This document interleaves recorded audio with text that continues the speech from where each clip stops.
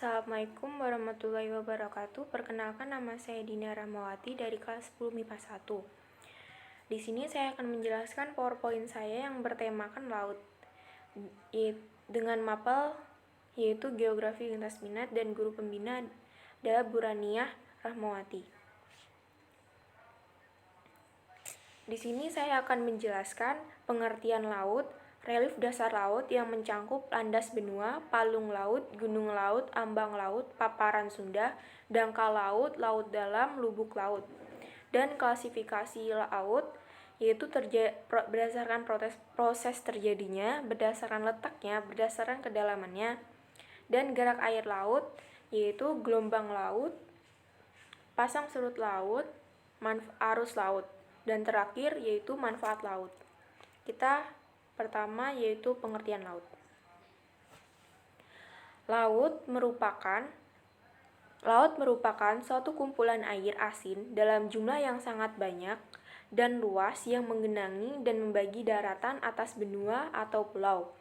Jadi dapat disimpulkan, laut merupakan air yang menutupi permukaan tanah yang sangat luas dan umumnya mengandung garam dan berasa asin.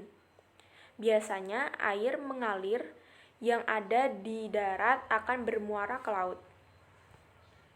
Jadi dari bagian daratan atas dia tuh akan turun ke dataran yang lebih rendah dan akan menggenang di dataran yang paling rendah tersebut, maka akan terjadi laut. Lalu di sini akan menjelaskan klasifikasi laut berdasarkan proses terjadinya. Itu ada laut Trangesi, laut Ingresi.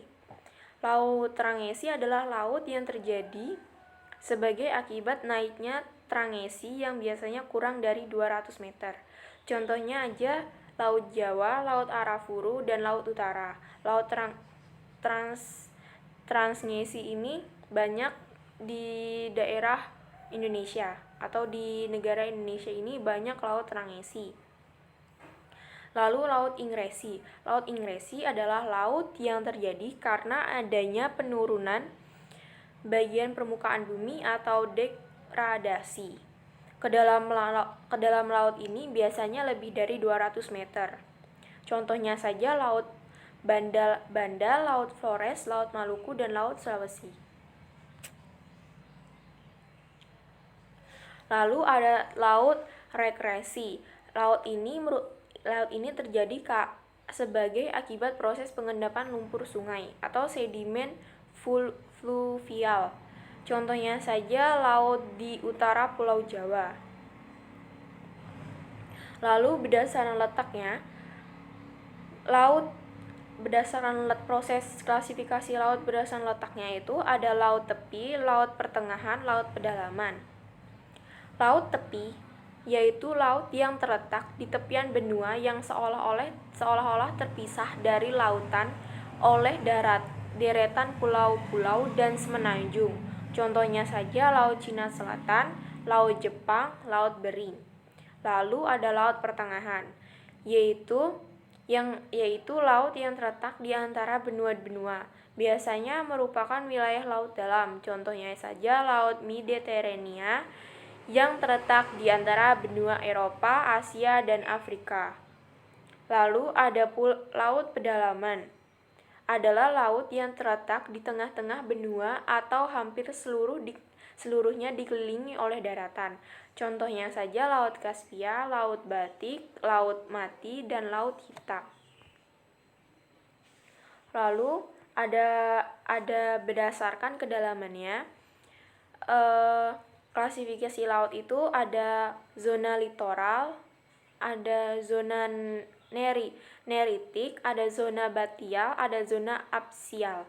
Kalau zona litoral adalah wilayah antara garis pasang dan juga garis surut air laut, merupakan pengertian dari zona litoral.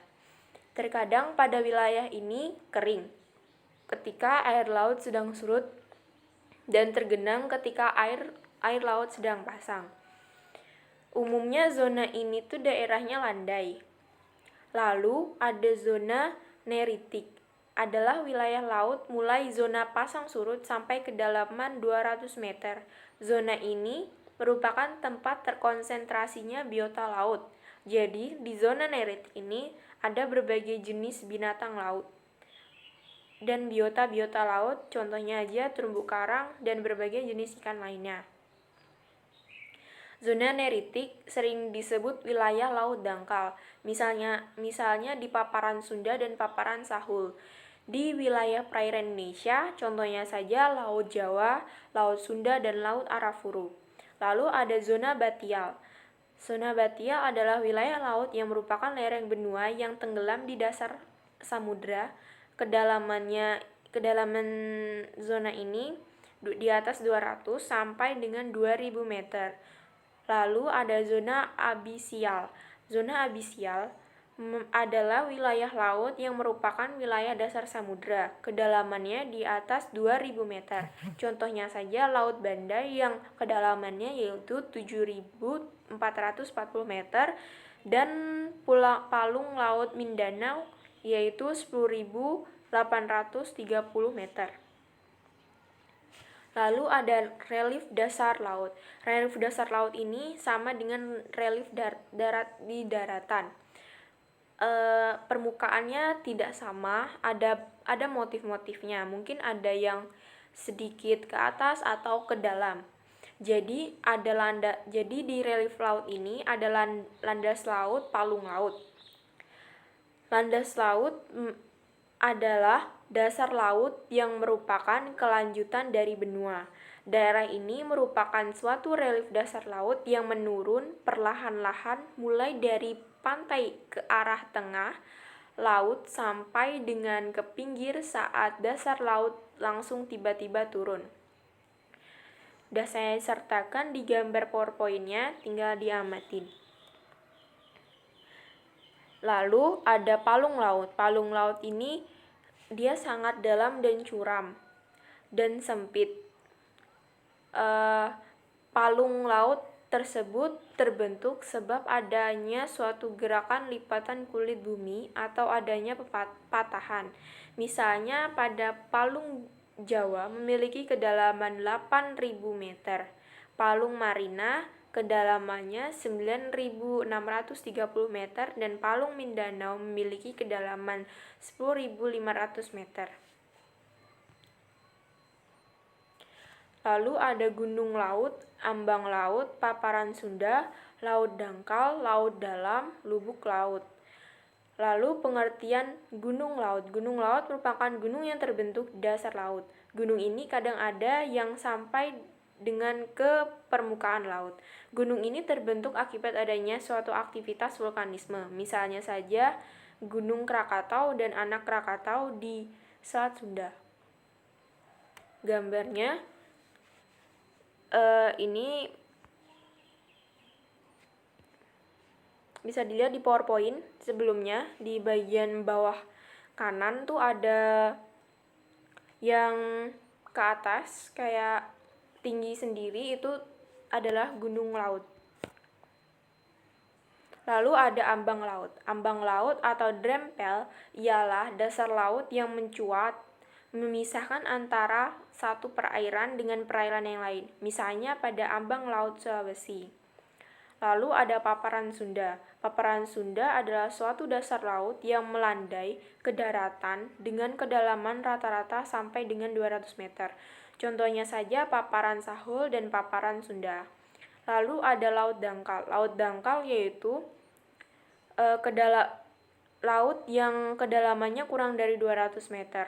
Lalu ada laut dalam. Laut dalam yakni sebuah laut yang kedalamannya lebih dari 200 meter.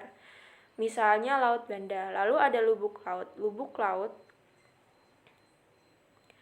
suatu daerah yang dalam dan luas di lautan. Daerah ini ada berupa cangkung. Misalnya pada lubuk laut Indo-Australia, Bengken di Samudra Hindia.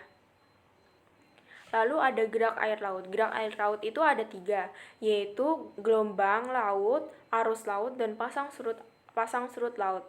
Arus laut ialah pergerakan massa air di laut baik secara vertikal maupun horizontal sampai bentuk gerakan seimbang yang sangat luas di semua lautan di dunia. Ada beberapa penyebab yang menyebabkan adanya arus laut, yaitu tiupan angin, perbedaan densitas, serta pergerakan dari gelombang.